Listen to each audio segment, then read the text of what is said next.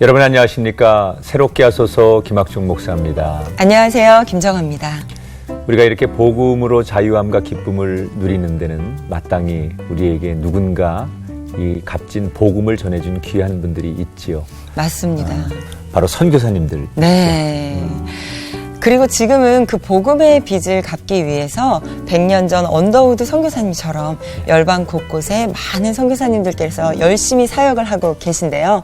오늘은 올해의 언더우드 선교상을 수상하신 분을 모시고 이야기를 나눠보도록 하겠습니다. 어떤 분이신지 먼저 영상을 통해서 만나보시죠. 지난 94년 종족 갈등으로 인해 무려 80만 명이 넘는 사람들이 희생됐던 대학살의 땅 르완다. 이 아픔의 땅에서 거룩한 복음의 씨앗을 뿌리며 하나님의 사명을 감당하는 사람이 있습니다. 한때는 홀뿐인 크리스천으로 하나님과 멀어진 삶을 살았지만 그분의 십자가 은혜를 깨달았을 때 또 다른 인생의 길이 열렸습니다. 세상의 빛과 소금이 되고자 선택한 길, 하나님은 그를 르완다로 인도해 주셨습니다. 포기할 수 없는 그곳 아프리카에서 24년째 난민 구호 활동과 지역 개발에 앞장서며 살아갑니다. 기아와 빈곤, 인종 갈등과 내전, 아픔과 눈물의 땅에서 치유의 손길을 내밀며 하나님 나라를 세워가는 2018 언더우드 선교상 수상자 이상훈 선교사의 이야기가 지금 시작됩니다.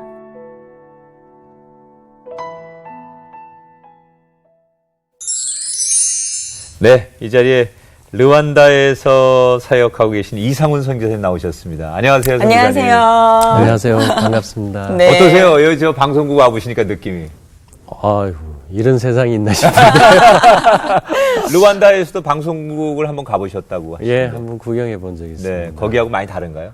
아, 시설이 네. 사실 비교할 바가 안 되죠. 조명 숫자만 봐도. 네. 어. 선교사님 계속 아까부터 막 놀래가지고 네, 그러게요. 보시고 그러는데. 아니 그리고 저희가 축하해드릴 일이 맞아, 있습니다. 맞아. 이번에 언더우드 네. 선교상 수상자로 또 수상을 하셨어요. 너무 축하드립니다. 야, 네. 감사합니다. 네, 진심으로 축하드립니다. 네. 소감 한 말씀 들려주세요. 솔직히 부끄럽고요. 많은 선교사님들 열심히 하고 계시고 또 이렇게 이름 없이 묵묵히 오신 분들 많이 계신가 하는데 제가 이걸 받는 게 맞는 건지 망설여질 때도 많고요. 어쨌든 이제 하나님께서 이렇게 불러주셔서 맡긴 일을 열심히 한 것에 대해서 조그만한 어떻게 보면 제 나름대로의 천국에서 받을 상을 미리 조금 주신 걸라고 생각하고 네. 감사히 받겠습니다. 네. 네. 아마도 더 열심히 하시라는 또 격려와 네. 함께 미래 계획도 그 안에 포함되어 있지 않을까 생각이 들고요. 네. 르완다라는 그 지명을 우리가 나라 이름을 많이 듣긴 했습니다만 네. 실제로 좀 멀리 있기 때문에 네. 정보가 그렇게 많지 않습니다. 어떤 나라인가요? 예, 르완다는 1962년에 벨기에 식민지로부터 이렇게 독립합니다. 네. 근데 두 부족 간의 이제 갈등이 심해져서 이제 94년에 한 100만 정도 이제 내전을 통해서 많이 희생되고 네. 그걸 통해서 세계에 많이 알려졌던 이제 그런 그렇죠. 나라입니다. 이제 비극의 땅이다 보니까 지금 벌써 내전이 끝난 지가 20년의 세월이 지났는데도 여전히 갈등은 이렇게 속으로 내재되어 있고요. 네. 보기 좋은 모습은 전쟁의 폐허 속에서도 열심히 이 나라를 재건해서 아프리카에서 보기 드물게 이제 경제 성장률이 높은 나라입니다. 네. 아직은 최빈국 중에 하나인데 GDP 한 700불 정도. 그렇지만 가보시면 놀라실 겁니다. 이렇게 좀 안정돼 있고 질서도 많이 잡혀 있고 깨끗한 인상을 주는 나라입니다. 그런 데서 희망적이죠. 그러면 선교사님께서 그곳에서 사역하신 지는 얼마나 되신 건가요? 1994년에 처음 이제 전쟁 난민들 구호하기 위해서 보내졌던 것을 처음이고요. 그다음 2010년에 저희 가족과 함께 다시 그 나라로 돌아가서 지금까지 있습니다. 이게 올해가 25년 그러게요. 차가 된 24, 5년 예. 정도 되셨네요. 네. 그러면은 25년 동안 참 많은 그 눈물과 땀을 쏟으시면서 사역하시고 일들이 있었을 텐데, 구체적으로 지금 르완다에서 하시는 사역들 어떤 사역인지 좀 소개해 주시죠. 먼저 제 처는 이 현지의 프렌즈라는 교단과 함께 유치원과 초등학교를 지금 운영하고 있습니다. 아, 네. 그리고 창고만 남아있던 건물인데 이렇게 개조해서 이제 시작했는데 지금은 이제 초등학교 6학년까지 올라가서 이제 교실을 확장하고 네. 열심히 하고 있고요. 저는 거기 개신교 연합대학에서 개발학 가르치는 이제 교수로 있습니다. 이제 그러면서 한 5년 전에 온 어려 선교사 2분, 한국에서 온 저희 고향교회의 네. 후배들입니다. 대구에 대본교회라고 있습니다. 그래서 그 두 부부가 이제 병원을 세우고 싶다고 이제 말을 해서 처음에 굉장히 망설였는데 네. 지금은 그렇게 해서 건축이 이제 거의 다 끝나갑니다. 동역자들이 오셨군요. 그러게요. 동역자라기보다는 이제 저를 뒤에서 밀었죠. 그 다행히 낭떠러지는 아니었네. 그러니까요. 처음에 하기 싫었는데 떠밀려서 네. 후배들에게 굉장히 많이 도전받고 네. 오히려 덕분에 이제 병원과 학교를 직접 건립해 보는 것을 추진하게 됐습니다. 사실 르완다 굉장히 먼 곳이잖아요. 어떻게 보면 그 먼 네. 곳까지 가시게 된 마음, 그 첫 시작이 좀 궁금해요. 그래요. 그러기 위해서는 또 우리 선교사님 언제 하나님을 만나셨을까가 또 궁금해지거든요. 하나님이 저를 처음 만나 주신 건 아마 제 나이 27살 때 네. 일이고요. 사실은 저는 이제 모태교인이어서 네. 부모님 덕분에 큰 뭐 이런 거 어려움 없이 교회를 네. 잘 이렇게 다니던 소위 범생입니다. 네. 교회 오빠. 예, 네. 전형적인.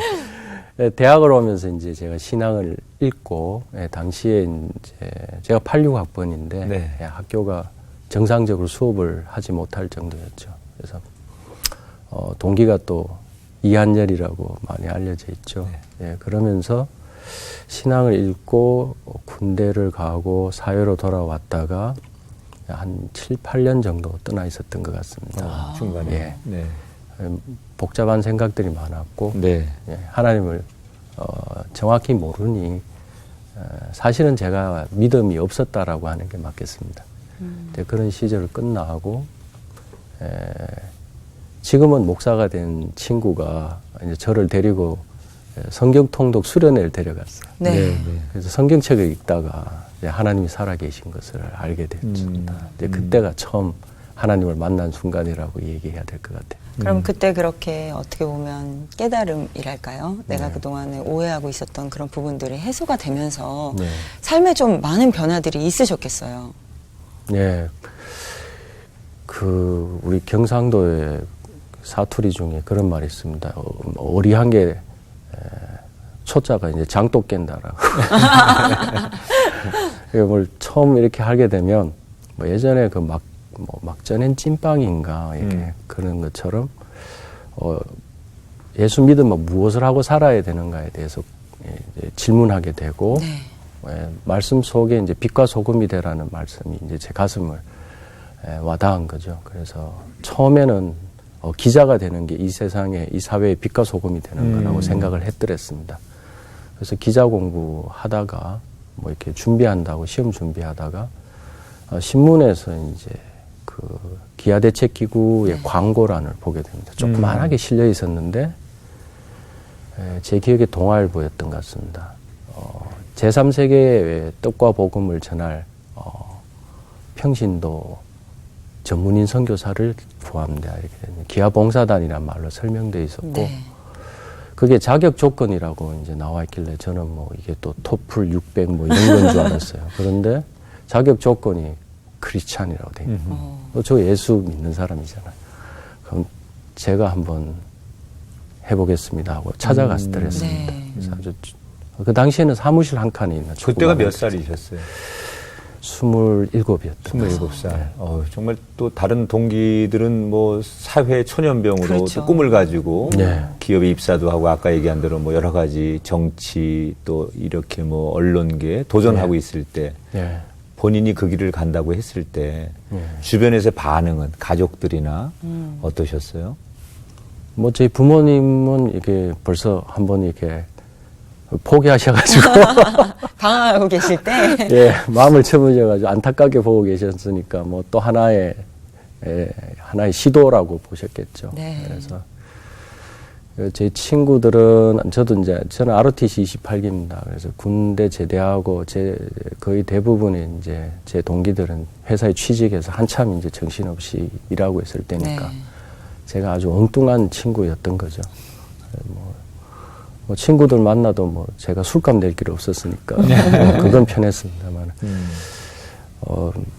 그 생활 중에 이제 일단 예수 그리스도를 만나고 나니까 네. 제가 갈 길이 보이고 이제 한 길로 갈 수 있었던 것 같습니다. 그러면 그때 당시에 이제 뭐 그렇게 지원을 하셨는데 당연히 합격은 하셨을 것 같고요. 아예 어려우심은 없었고요.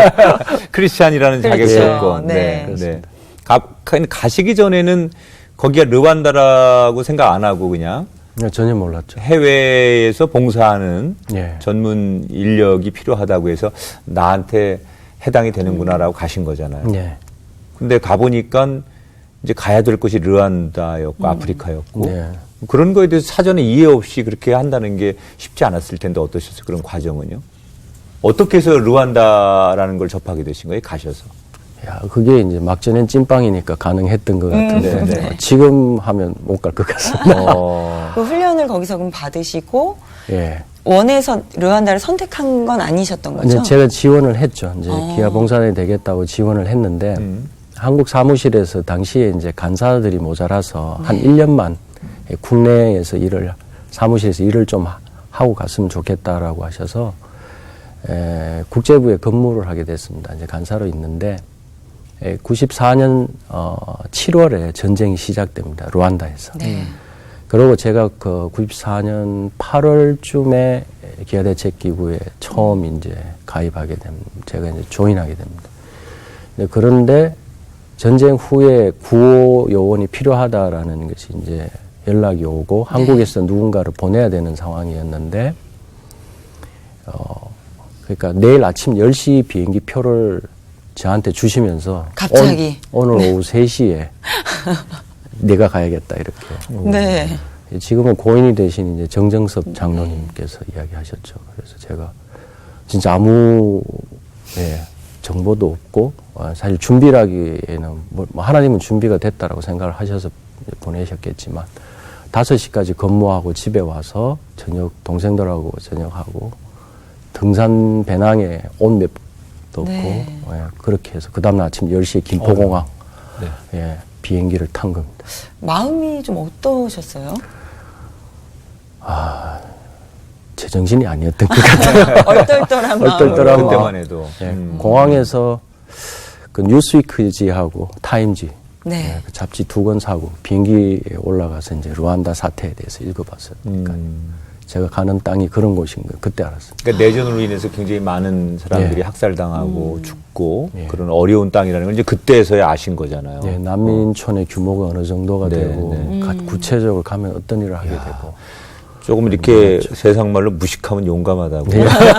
어쩌면 찐빵 말씀하시는 근데 거네. 무식한 분이 아니거든요. 네, 그럼요. 연세대학교 정치외교학과 네. 공부하셨고 네. 그래서 충분히 기자가 되거나 전문 직종에 종사할 수 있는 그렇죠. 나름대로의 스펙을 네. 가지고 계셨는데 방향이 그렇게 되면서 어떤 하나님의 인도하심인데 네. 본인은 어쨌든 간에 정말 내가 경황 없이 막 그 흘러가듯 물길에 막 흘러가듯 가셨어요. 네. 르완다에 정말 정보 없이 딱 도착을 했는데 딱 르완다 땅을 내렸을 때 그 첫 느낌이라는 게 있잖아요. 가서 딱 보니까 아, 이게 르완다구나. 내가 책에서 읽었던 거, 신문에서 읽었던 거하고 또 다른 느낌이 있었을 것 같아요. 본인에게 주어진. 충격이죠. 정확하게 말씀드리면 이제 루안다 국내가 아니고 이제 콩고의 난민촌에 이제 네. 도착하게 된 겁니다. 이제 콩고 고마라는 공항에 내리게 되는데 네. 나와서 난민촌을 찾아가니까 사람들이 이제 많지는 않았습니다. 벌써 난민 사태가 나고 나서 좀 시간이 지난 후에 제가 도착했으니까 그 시체들 이렇게 거적에 말려서 길가에 이렇게 쭉 누워 있고 이제 저녁 되면 트럭이 와서 이제 그 시체를 걷어갑니다. 이제 그런 상황 처음 봤고 사람들이 헐벗고 있는 거 그런 난민촌 풍경 자체가 이제 큰 네. 충격으로 와닿은 거죠.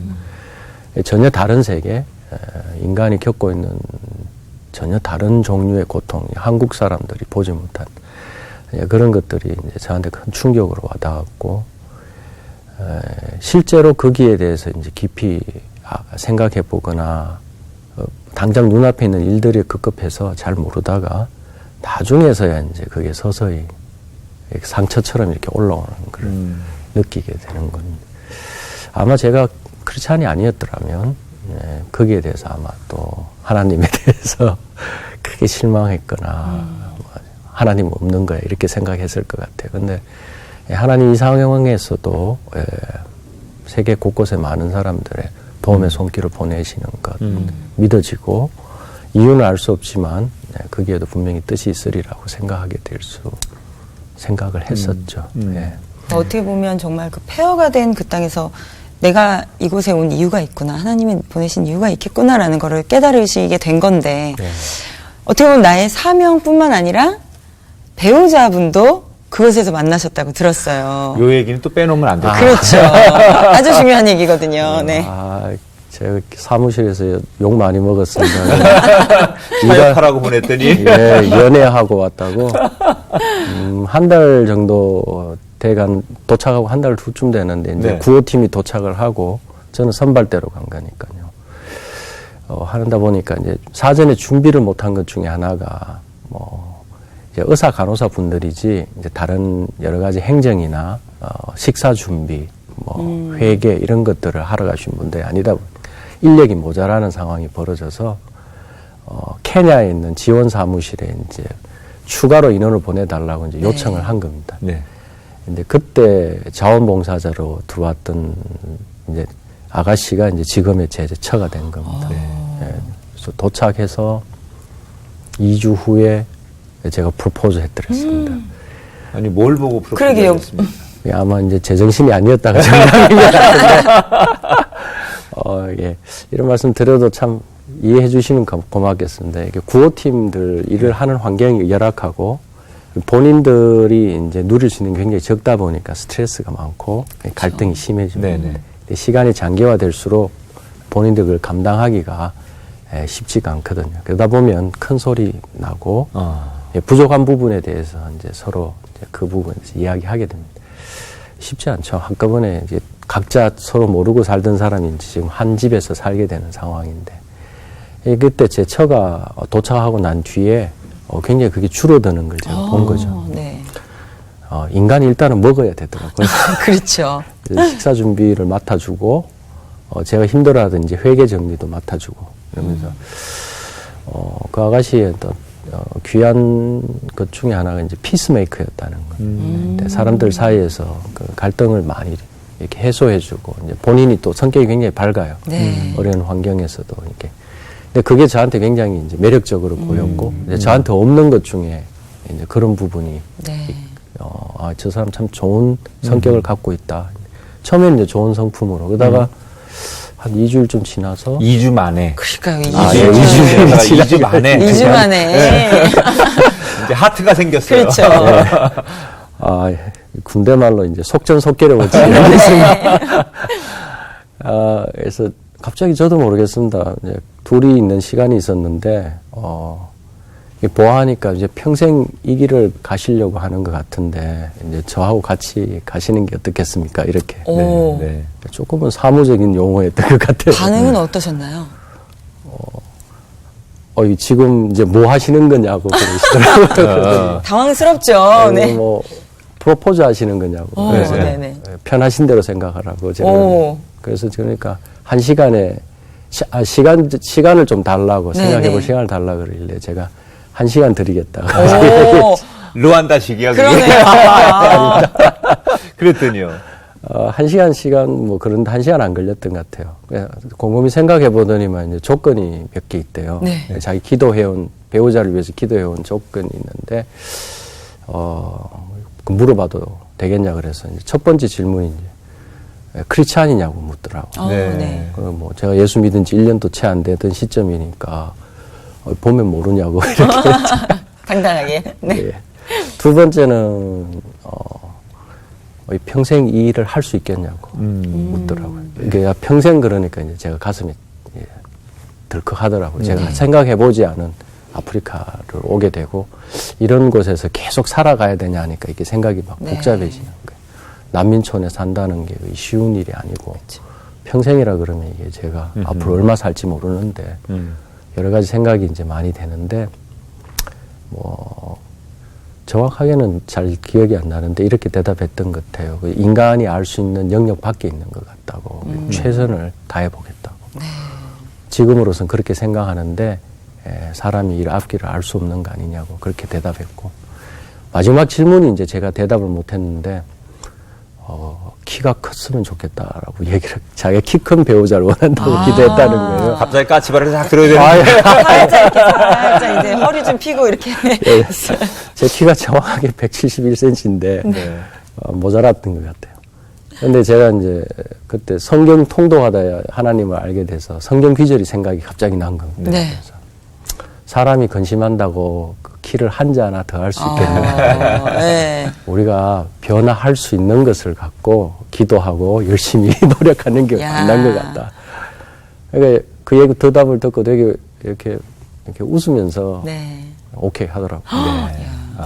귀국해서. 지혜롭게 또 이야기를 잘하셨네요, 우리 선교사님께서. 지혜를 주신 것 같아요. 제가 그 순간에 그 대답이 나온 건. 2주 만에 프로포즈 성공하시고 결혼하시고. 그러네요, 정말. 예.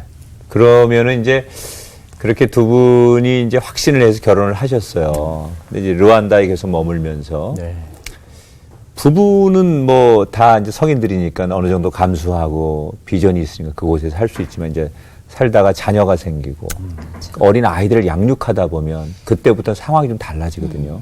네. 배우자를 바라보는 눈하고 자녀를 바라보는 눈하고 특히 이제 자녀들이 뭐 환경적으로 어려움에 처하면 굉장히 부모로서 갈등과 사역에 힘든 일들을 많이 선교사님들이 만나시는데 선교사님 가정에도 그런 일들이 있지 않았을까? 예. 사실 이제 아내는 어떻게 보면 각오하고 이 삶의 이제 시작을 같이 한 거니까 말씀하신 대로 큰 어려움은 없었던 것 같아요. 관계에 있어서. 네. 근데 자녀들은 정확하게 말씀하신 대로 본인들이 선택했다기보다는 부모가 거기 있어서 태어난 건데 두 딸은 케냐에서 나고 이제 아들은 미국에서 낳았지만 거의 대부분 이제 우간다와 르완다에서 자랐는데 애들이 아플 때 의료 시설이 이제 충분치 않아서 그랬던 기억. 그 다음 이제 제가 이제 애들이 이제 대학 가거나 하는 나이가 돼서 부모가 대책이 없다라는 것에 대해서 이제 처음으로 이제 알고는 있었죠. 이제 선배 선교사님들이 경우를 많이 봤기 때문에 알고는 있었는데 막상 제 앞에 이제 닥쳐오니까 이게 저 혼자만의 각오로 되는 일이 아니라는 걸 이제 깨닫게 되고요.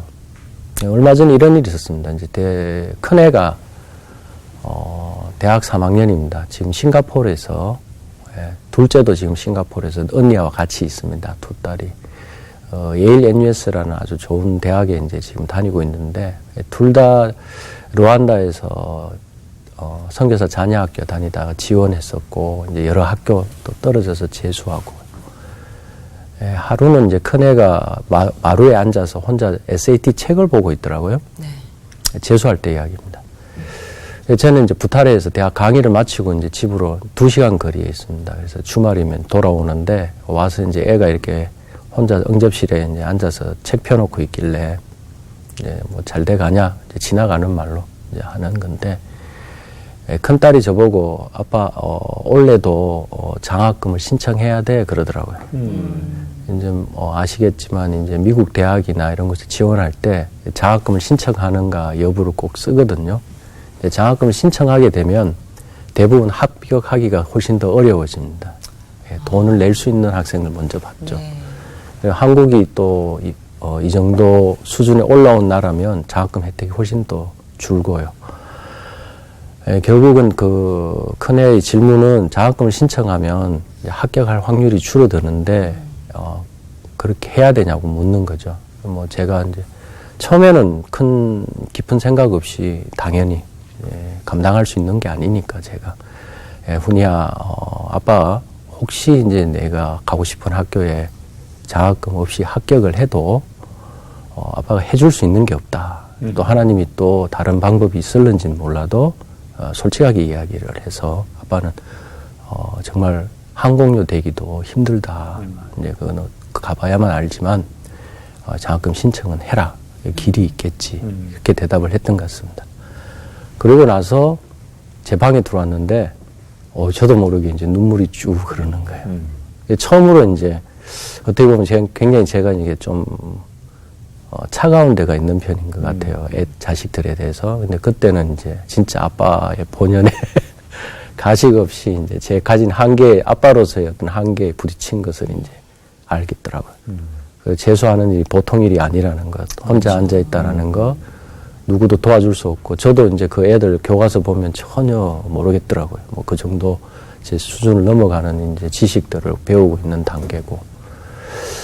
그래서 3년 만에 처음으로 싱가포르에 있는 대학에 가봤습니다. 학장님이 이제 가족 초청 행사가 있어서 네. 작년에 둘째 딸 지니까지 그 학교에 합격했는데 네. 저희 형편을 적어내거든요. 제 가게 수입을 적어내고 사정을 쭉 설명했는데 두 자녀 다 장학금을 지급을 해준 겁니다. 전액. 네.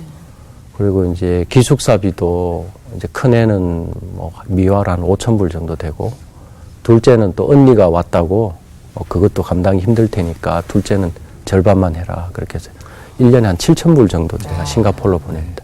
제가 보내지도 못했죠. 사업하는 제 친구가 대신 보내줬습니다. 네.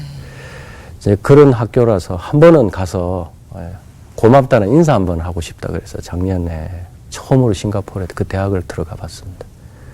애들 만나고 학장님 만나 인사하고 행사 참석하고 근데 애들 같이 뭐 구내식당에서 식사하고 수업 들어가고 나면 혼자 있는데 갑자기 회개했습니다. 하나님이 이 애들에 대해서 계획이 있으시거든요. 각자 앞에 아주 그 애들에게 최선의 길을 준비하고 계시는 건데 제가 믿지 못한 것을 제가 알았죠. 그래서 훈이 때문에 짠한 마음이 있었다면 싱가포르에서 느꼈던 건 이제 진짜 이제 하늘의 아버지의 마음, 아빠의 마음을 제가 알겠더라고. 그걸 네가 왜 걱정하냐 이러시는 거더라고. 그리고 딸들이 열심히 또 거기서 재밌게 이렇게 뭐 지금은 공부하느라 힘들어하긴 하는데 제가 해결하지 못한 걸 딸들이 이렇게 스스로 그 길을 찾아가고 또 이렇게 즐겁게 공부하고 있는 걸 보고 나니까 또 학장님이 굉장히 또 좋은 분이세요. 미국 분이신데 몇 마디 이야기하고 이러면서 아마 그때가 4년쯤 된 중에 하나님에게 가장 따뜻함을 느껴봤던 하나님의 여러 가지 성품 중에 따뜻함을 느껴봤던 순간이 하나님이 가장 우리를 그 겸손하게 할 때가 우리의 자식의 문제 하기도 하고요. 또 말씀하신 대로 가장 우리를 하나님이 정말 든든한 아버지로 여겨지게 하실 때 우리의 자식 문제를 하나님이 터치하시는 것 같아요. 그렇죠. 그 말씀은 다 안 하셨지만 르완다에서 그 어린 생명들, 네. 돌도 다 지나지 않은 아이들이 뭐 고열로 병원이 없어 열악한 병원에 뭐 이러면서 그 아이들의 생사의 고비를 넘기면서 네. 수없는 시간들을 보내셨을 맞습니다. 거고 그래서 지금의 다 성장한 아이들 지나고 보니까 하나님께서 그때도 함께 하셨고 그렇죠. 여전히 함께 하실 하나님임을 고백하면서 그래도 맞습니다. 마음이 찡합니다. 네. 아니, 정말 이야기를 들어보면 어떻게 보면 정말 열악하고 힘든 환경 속에서 그 영혼들을 바라보고 그곳에서 오랜 시간 그들과 함께하고 계신 거잖아요. 네. 그들과 이렇게 현지인들과 지내다 보면 물론 그들을 통해서 일하시는 하나님을 보면서 뿌듯하고 감사하고 그럴 때도 있지만 또 그 안에서 어려움을 겪으면서 상처받는 일들도 종종 생길 것 같거든요. 아, 이게 참 사실 힘든 일인데. 네, 분명히 있죠. 성교사님도 예, 그런 경험이 있으실 것 같거든요. 예. 여러 가지 다른 종류의 이제 네. 어려움인데, 제일 이렇게 제가 이제 가슴 아팠던 것 중에 하나는, 저도 자식을 키우니까, 자식들, 그러니까 아프리카 사람들도 자녀들, 이 겪는 어려움들을 보고 힘들어 하거든요. 이제 그 중에 선천적인 질병도 있고, 네. 또 말라리아나 여러 가지 다른 질병에 이제 고통받는 이제 그런 아이들에 대한 마음이 이제 저도 이제 깨닫기 시작해요. 처음에는 잘 그냥 피상적으로 이해하던 것들이 그들이 겪고 있는 일들에 대해서 그냥 제가 좀 더 이해가 넓어진 것 같고요. 또 한편으로는 또 괴로운 것 중에 하나는 하나님이 그까지 이렇게 보내셨는데 제가 그 사람들에 대한 마음이 충분하지 않은 걸 제가 깨달을 때가 또 괴롭습니다. 이 또 다른 괴로움이라는 게 이제 그런 제 부족함을 느끼는 거긴데요. 같이 일하다 보면 동료들하고 이제 아프리카 사람들이라서 다 그렇다고 할 수는 없지만 돈의 유혹을 쉽게 느끼고 잘 빠졌습니다. 그러면서 기구에서 같이 일을 하면서도 공금에 손을 대거나 그런 경우. 이게 제가 책임자니까 그 친구들을 해고해야 되는 경우. 이제 거기서 오는 이제 제 속에 이제 갈등. 그래서 우간다를 떠날 때쯤에 이제 제 인사 책임자한테 그 동안에 내가 해고했던 사람들 명단을 한번 가져와 보라고 하니까 86명, 4년 동안. 2010년에 루안다 돌아가서 그 인사 책임자한테 다시 이제 그 이메일로 연락을 서로 안부를 주고 받다가 한 2년 지나니까 그 여자 매니저입니다. 이름이 이제 크리스틴 아보케라고 하는데 이제 한 2년 지나고 나니까 미안하다. 그때는 내가 이걸 반드시 해야 되는 일이라고 생각해서 했던 일인데 지금 돌이켜 보니까 그래도 한 가정의 가장들이었고 또 어떨 때는 생계를 책임지고 있는 사람들이었는데 내가 너무 이제 뭐라 그럴까 그 사람들의 어떤 여러 가지 사정을 모르면서 소위 일벌백계 한다라는 이제 그런 마인드, 어떤 관리자로서의 마음으로만 사람을 대한 것에 대해서 깨달아진다. 다시 만나면 미안하다라고 사과하고 싶다라고 하니까 또 그 친구가 굉장히 놀란 거예요. 제가 아주 그 뭐라 그래야 일종의 냉혈한 같은 사람이었어요. 차가운 모습. 예, 그런 것만 느꼈을 건데 지금 이제 정말 하나님께서 우리 디렉터의 마음을 만지신 것에 대해서 자기 느껴진다고 그렇게 이제 메일이 돌아온 거예요. 그걸 깨닫게 된 데는 사실 이제 제가 2008년에 나와서 2010년 돌아가기 전까지 안식년으로 있었는데 제 동생이 폐암으로 세상을 떠나는 일이 있었습니다. 그래서 동생을 부모님이 연로하셔서 동생을 맡아서 한 1년 동안 안식년 1년이 2년 가까이 됐죠. 동생과 동생네 가족을 이렇게 돌보는 일을 제가 큰형이니까 제가 맞입니다. 그래서 하다 보니까 동생이 세상을 떠나는 장면을 지켜보게 됐는데 샘물 호스피스라고 참 좋은 곳이 있었습니다. 근데 그분들하고 지내면서 동생이 마지막 장면을 이렇게 보게 됐는데 깨달은 게 뭐냐면 내 친동생에 대해서 느끼는 어떤 죽음에 대한 어떤 그런 절망감, 강도, 기도 이런 것들이 제가 그동안 아프리카에서 맡았던 후원 아동들에 대해서 제가 갖지 못했다는 것을 깨닫게 됐죠. 그 사람들을 대하면서 후원 아동들이 1년에 제가 있던 우간다에서는 한 1년에 5,700명 정도 되는데 한 1년에 5명 정도 평균 사망합니다. 여러 가지 이유, 아까 말씀드린 이유로 이제 사망하는데 그 애들 죽음에 제가 장례식이나 이런 것들 한 번도 찾아가 본 적이 없었어요. 맨날 책상 앞에서 일 처리하기 바빴고 그 애들 사망 보고서에 제가 마지막 책임자로서 사인하는 정도. 그러면서 제가 정말 소중한 거 하나님께서 우리에게 정말 부탁하신 거는 사랑하는 거였는데 제가 어느덧 그 일에 치여서 굉장히 업무적인 사람을 대하는 식의 사람을 변해 있었던 거. 이제 그게 깨달아지더라고요. 다시 아프리카 돌아가면 사람 사랑하는 거. 그게 제가 해야 될 거라는 것에 대해서 깨닫게 됐습니다. 뭐 정말 가슴에 다 남고 있으시겠죠, 그 아이들이. 그런데 좀 전에 말씀하신 사망한 아이들에 대한 마지막 서류를 정리하고 또 가슴에 하나하나 정리하다 보면 잊혀지지 않는 아이들, 그런 안타까운 죽음도 많이 목격하시고 기억하실 텐데, 좀 아픈 얘기지만 선교사님의 가장 남아있는 아이에 대해서 한 가지 사례만 좀 소개를 해주신다면. 예, 기억나는 건 그 고산지대에 있는 마을인데 우간다에서 이제 그 심장병을 앓고 있던 두 아이가 있었습니다. 네. 선천성 신장 판막에 문제가 있던 아이들인데 한 명은 제 주일학교 선생님이셨던 이제 전진곤 장로님이라고 계신데 그분이 여러모로 노력해 주셔서 한국에 수술을 하도록 들여보낼 수 있었고요. 네.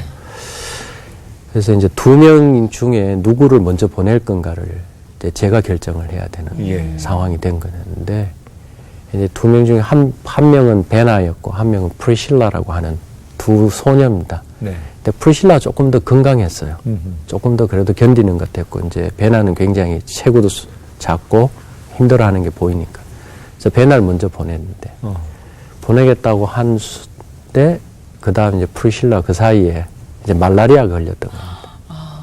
근데 이제 약하다 보니까 자기가 갈 순서가 돌아오기 전에 얘가 먼저 사망한 경우죠. 프리실라가. 예.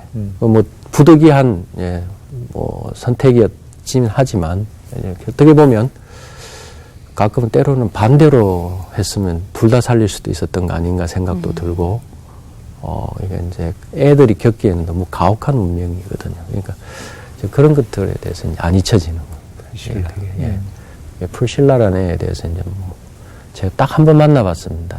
이제 지역에서 사무실에서 데리고 와서 얼굴 보고 이제 진단 확인하고 이제 보내는 걸로 결정하고. 근데 그 상간에 이제 그런 게 제 친구가 그러더라고요. 예, 소대장으로 있던 친구인데 소대원을 잃었던 경험이 있습니다. 그래서 너무 안타까워하니까 하나님이 그 친구에게 이야기하더래요. 하나님이 그렇게 안타깝냐. 나는 매일 그 수많은 영혼이 떠내려가는 걸 보고 있다. 하나님의 안타까움에 대해서 이야기를 해주시더라고요. 제가 그런 안타까움을 느껴본 거예요. 이게 내가 한 명을 놓치는 것에 대해서 이렇게 안타까워할 때 하나님께서는 이 세상에서 지금도 구원받지 못하고 모르는 상태에서 세상을 떠나는 수많은 영혼들에 대해서 얼마나 안타까워하실 건가에 대해서 조금이나마 깨닫게 된 거죠. 이게 제일 잊혀지지 않는. 우리가 들으면서도 그 이름이 오래 남을 것 그러니까요. 같은데. 네. 지금 이제 그 아내분하고 자녀들 셋 두셨죠. 네. 정말 이제 건강하게 가족들이 사역을 잘 마무리하시길 저희가 네. 기도해 드리고 싶고요. 그리고 감사합니다. 다시 한번 이번에 언더우드 상 타신 거 축하드리고 네. 뭐 그것이 전부는 아니겠지만 선교사님 하신 사역에 우리가 거룩한 이렇게 박수를 보내는 거니까 네. 부담 없이 받으셨으면 좋겠다 생각이 들고, 오늘 새롭게 하소서 오셨는데 이곳에 기도 제목 하나 심어놓고 가시면 저희가 많은 분들이 또 이 영상을 또 보고 또 보면서 선교사님 위해서 기도해 드릴 텐데, 꼭 그 저희에게 소개하고 싶은 기도 제목 있으시면 말씀하시죠. 이제 루안다에서 한국을 굉장히 이렇게 많이 알려져 있습니다. 생각보다. 어려운 환경에서, 그러니까 뭐 큰 자원이 없고 국토 면적은 굉장히 좁고 인구는 많고 유사한 점이 많습니다. 인구 밀도 뭐 한국이 4위고 거의 5위쯤 됩니다. 그러다 보니까 유사한 점이 많은데 한국의 여러 가지 이 교회 부흥, 경제 개발의 성공 이런 것들이 좋은 면으로 많이 알려져 있거든요. 그러다 보니까 저도 한국 사람이다 보니까 지금 학교와 병원 세우는 일들이 한국에 있었던 일들을 어떻게 보면 재현하는 것처럼 이제 저도 많이 생각을 합니다. 근데 저희가 보는 어떤 그런 비전이 한국에서도 같이 이제 그리고 거기에 부끄럽지 않은 한국의 교회와 나라가 되어 주시고 저희가 그것을 자랑하고 또 어떻게 보면 그와 같은 하나님의 나라가 루안다에서도 확장될 수 있기를 기도하는 겁니다. 그런 일을 위해서 같이 기도해 주시면 너무 감사하겠습니다. 네, 저희 뭐 아마 많은 분들이 기도해 주실 거고요. 아마 오늘 이 방송이 나갈 때쯤이면 이미 르완다에 가서 사역을 하고 계실 그렇겠네요. 것 같은데요. 네. 저는 오늘 이야기 들으면서 한 영혼을 주님께로 인도하기까지 얼마나 많은 수고와 헌신이 필요한지 정말 다시 한번 깨닫게 되는 시간이었고 또 아프리카 그 땅에 돌아가셔서 정말 기적과 같은 많은 열매들을 맺으시길 저희도 두 손 모아 기도하겠습니다. 네. 감사합니다. 우리가 선교사님들과 선교에 대해서 하는 말 가운데 갈 수 없다면 보내는 선교사가 되어주세요. 그렇죠. 네. 아니면 중보해주세요. 네, 이런 얘기 참 많이 중요하죠. 하지요. 오늘 처음 보시는 분들이 많죠. 저희도 오늘 처음 뵀는데 그러나 금방 하나님이 참 사랑하시는 분이고 네. 꼭 필요한 분이구나라는 생각을 느낄 수 있었듯이 많은 분들이 그런 공감을 하셨을 건데 꼭 기도해 주시고 네. 중보해 주셔서 우리 선교사님 사역 잘 감당하시도록 배후에 저희가 기도의 부대가 되도록 하겠습니다. 건강하게 돌아가시고요. 또 네. 만나 뵙도록 하겠습니다. 오늘 함께 해주셔서 고맙습니다. 고맙습니다. 감사합니다.